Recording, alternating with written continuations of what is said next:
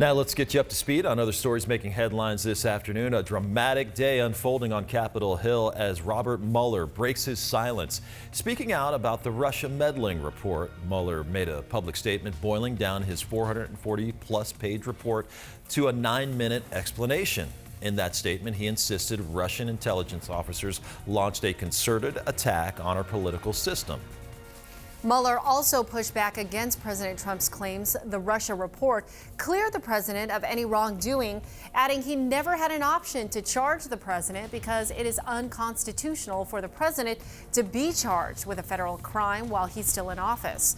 President Trump reacted quickly, tweeting, "Case closed." Meanwhile, a possible arson investigation underway here in Phoenix. Today, fire investigators released this picture of a man they are calling a person of interest. Take a close look in this apartment complex that destroyed dozens of vehicles. It happened near 16th Avenue and Hazelwood Street Tuesday morning. Luckily, no one was injured in that fire.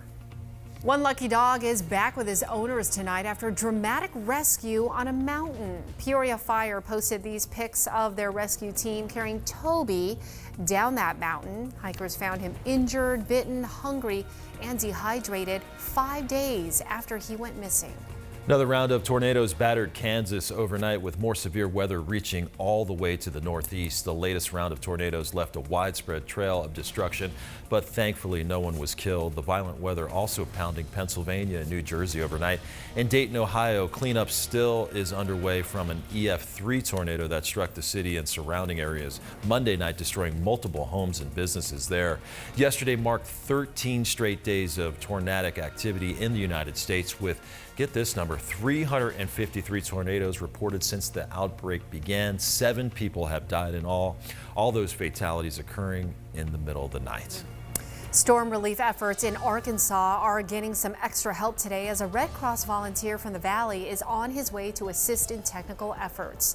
Jim Anderson there, a retired software developer, flew out of Sky Harbor Airport on his way to Little Rock, Arkansas this morning.